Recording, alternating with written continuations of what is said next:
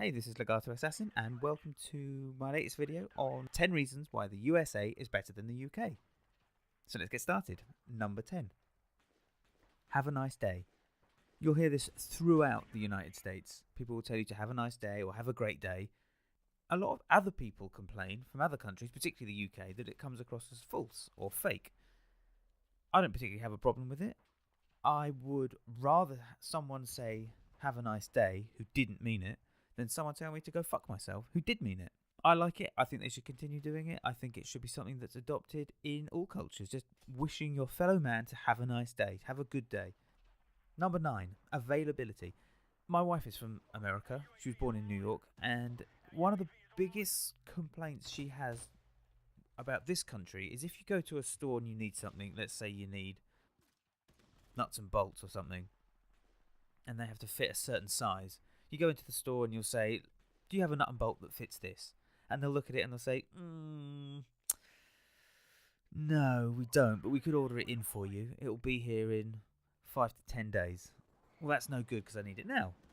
But when you go into a shop or a store in the States and you say, I've got this bolt, do you have a nut that fits it? They'll say, yes, I do. I've got thousands of them. If they don't have it, we'll have it for you the next day and we'll deliver it to your house. And that's a big difference between the US and the UK. Number 8, the city layout. Whenever you go into a city or even a downtown area in the USA, everything is laid out north to south, east to west. It's almost impossible to get lost. And it makes complete sense.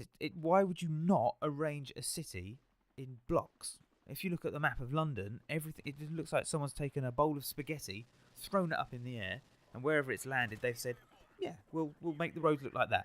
When they designed the states, when they were designing cities like New York City or Chicago or Los Angeles, left to right, up and down. Number 7, baseball. I've been to quite a few baseball games and I absolutely love it. It's like they've taken the best bits of cricket and removed all the crap and introduced some fairly more interesting bits to it. So they've taken the bit where you have to throw a ball as hard as you can at someone and they have to smash it away with a big wooden stick. But instead of the scoring system, 13 for 7, 16 for 4, hit the ball. If you make it all the way back round the circle, you get 1 point. That's really easy to follow. Also, I mean, with cricket, you can play for 3 days. You can play for 5 days and no one will win. That's not something I want to sit through. Baseball, you have 9 innings. Whoever gets the most points wins. Sometimes it's a draw. I know that baseball goes a little bit deeper than that. At face value, baseball is a really easy game. It's a fun game, and if I were to move to the States, I would be a baseball fan. Number 6. This kind of follows on from kind of number 7. Sport in general in the USA is superbly funded. You don't really see many sports that the USA aren't top of the board.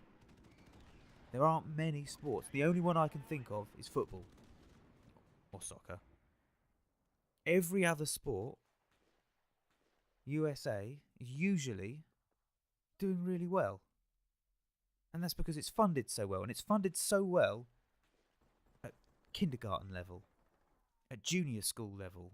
I don't know what the equivalent is in the States. One of the biggest shocks I had when I went to the States in 2005, I went in March and they had college basketball tournament. I had no idea that college basketball was such a big deal. And when I was sat in a bar, it was on the TV and I said to the guy behind the bar, I said, I don't recognise these two teams. Who are they? And he reeled off a couple of schools. And I said, you've got college basketball on TV? And he's like, yeah. It's like a huge thing. The entire country is obsessed by college basketball, and billions of dollars are exchanged in gambling on college basketball.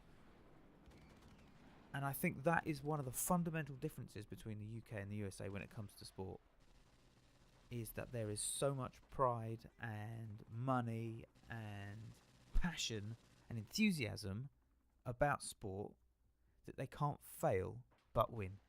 Number 5, Hollywood. Love or hate Hollywood and whatever it is that it represents to you, there's no denying that it has created some of the world's greatest movies. From The Godfather to Casablanca, Alien, Star Wars. It's a fantastic institution. Its output and its contribution to the arts cannot be underestimated. Number 4, sense of optimism. There's a sense of optimism when you go to America. Almost like anyone could do anything. Anyone could be the president. Anyone could run for Congress or run for Senate. All you have to do is have an idea and a belief that you can do it, and the passion and drive to do it. You've also got to raise a shitload of money, but there is still that optimism behind it. And you don't get that as much in the UK. The general feeling, yeah, it's not going to happen, so why bother? Not in America, though. Number 3, service. If you've ever gone to a restaurant in the United States, the service will be impeccable.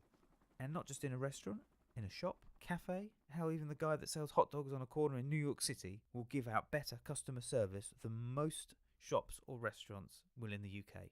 Number 2, elected leaders. Now, we have elections in the UK, except for our current Prime Minister, Theresa May, who won by default.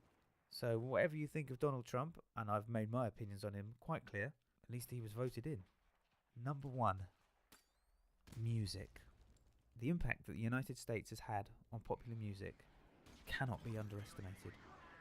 From the likes of Elvis, to Motown, Prince and Stevie Wonder. A bit like the UK, at the moment they seem to be just churning out a lot of crap, but we're kind of waiting for that cycle to come back. So that was it. That was my top 10 reasons for why the USA is better than the UK. If you like this video, please give it a like. And if you haven't already, please subscribe to the channel. There is another video that I've done which lists 10 reasons why the UK is better than the USA, and I'm going to put an annotation here. So if you've stuck around this long, thank you very much for watching, and I'll see you on the next one. Bye bye.